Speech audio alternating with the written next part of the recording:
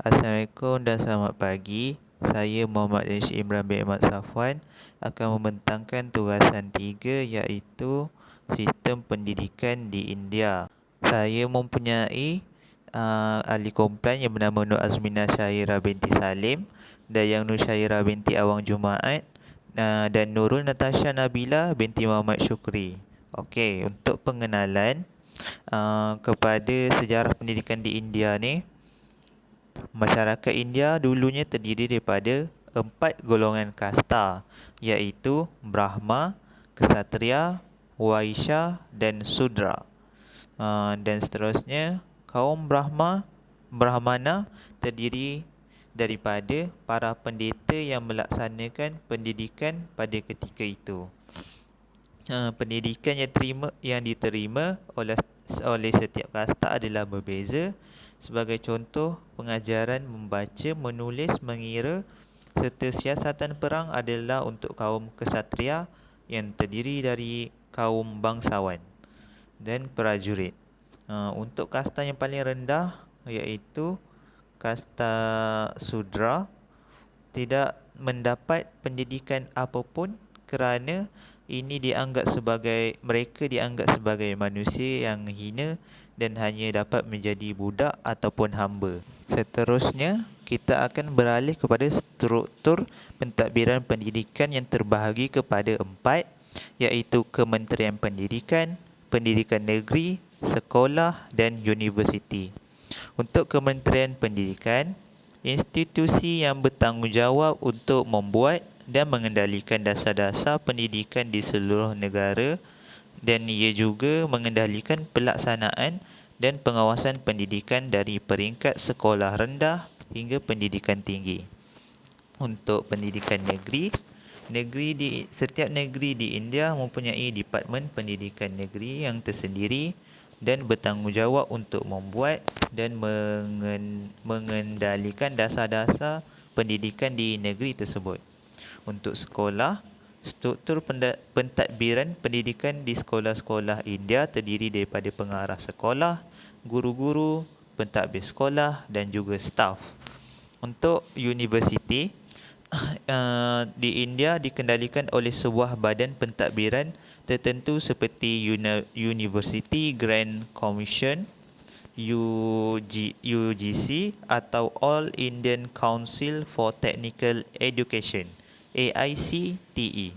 Untuk kurikulum pendidikan di India, kurikulum terbahagi kepada 2 iaitu kurikulum dan standard sekolah rendah dan kurikulum dan standard sekolah menengah. Kurikulum standard sekolah rendah adalah seperti mengajar, membaca, menulis dan mengeja untuk bahasa daerah. Dan untuk standard sekolah menengah diajar mata pelajaran sains dan matematik, dan terdapat beberapa sekolah yang lain menggunakan kajian sains sosial dengan sejarah dan geografi. Akhir sekali ialah sistem pendidikan tinggi. Sistem kurikulum pendidikan tinggi di India seperti di universiti dan institusi pengajian tinggi yang lain, sistem ini dibangun oleh Suruhanjaya Geran Universiti iaitu UCG dan Majlis Pendidikan Teknikal Seluruh India AICTE, dan sistem pendidikan tinggi di India terdiri daripada 3 peringkat, iaitu peringkat pertama ialah program ijazah sarjana muda, ijazah sarjana dan ijazah kedoktoran. Setiap program mempunyai kurikulum tertentu dan memberi tumpuan kepada bidang yang berbeza seperti teknologi, sosial, ekonomi dan lain-lain. Sistem kurikulum pendidikan tinggi di India juga memberi perhatian kepada aspek budaya dan tradisi negara, dan malahan kursus seperti sejarah dan budaya juga amat digalakkan oleh pelajar yang menuntut di universiti atau institusi pengajian tinggi tersebut. Seterusnya, kita akan beralih kepada fakta menarik negara India. Negara India mempunyai sistem pendidikan yang kedua terbesar di dunia, dan Negara India memberikan pendidikan percuma bagi kanak-kanak yang berusia 6 hingga 14 tahun agar dapat mengurangkan peningkatan pekerja paksa di bawah umur. Dan seterusnya, contohnya ialah City Montessori School. Sekolah ini merupakan sebuah sekolah terbesar di dunia yang terletak di Lucknow, India. Menurut Guinness Book of Records, sekolah ini telah didirikan pada tahun 1959 oleh Bharti dan juga Jagli Sandhi. Dan sekolah ini mempunyai 400,000 orang pelajar dan juga lebih dari 2,500 orang guru. Okey, untuk kerangka sistem pendidikan negara India, sistem pendidikan moden dibawa oleh British oleh Lord Thomas Bennington Macaulay pada tahun 1830-an, di mana pengajaran yang diamalkan dalam sistem moden ialah bahasa Inggeris dan matematik, manakala untuk subjek metafizik dan falsafah dianggap tidak penting. Kerangka sistem sekolah di India dibahagi kepada 28 negara bahagian dan 7 disebut wilayah syarikat, di mana negara-negara mempunyai pemerintahannya yang tersendiri, manakala untuk 7 negara yang disebut wilayah syarikat diperintah oleh kerajaan India. Okey, ada 3 aliran dalam pendidikan sekolah di India. 2 di antaranya dikoordinasikan di tingkat nasional, di mana satu berada di bawah Dewan Pusat Pendidikan Menengah CBSE. Organisasi CBSE dan Dewan ICSE melakukan ujian mereka sendiri di sekolah-sekolah di seluruh negeri.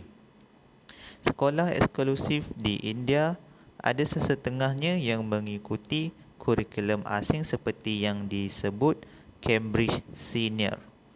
Sekolah negeri pula mempunyai kurikulum pedagogi dan kaedah evolusi yang sebahagian besarnya diputuskan oleh SCERT.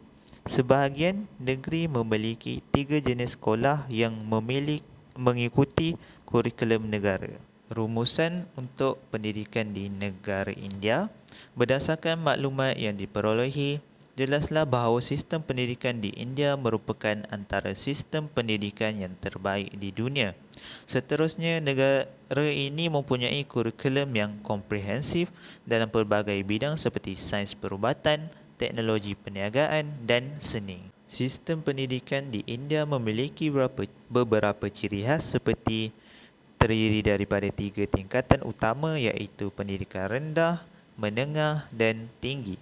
Medium bahasa yang digunakan ialah bahasa Inggeris sebagai bahasa pengantar, dan juga di peringkat pendidikan tinggi memiliki kurikulum yang sangat padat.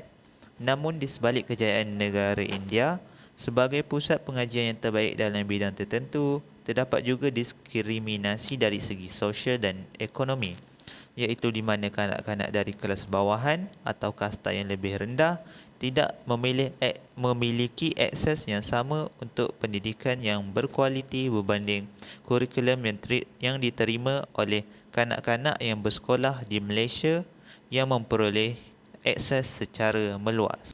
Itu sahaja daripada saya. Sekian, terima kasih.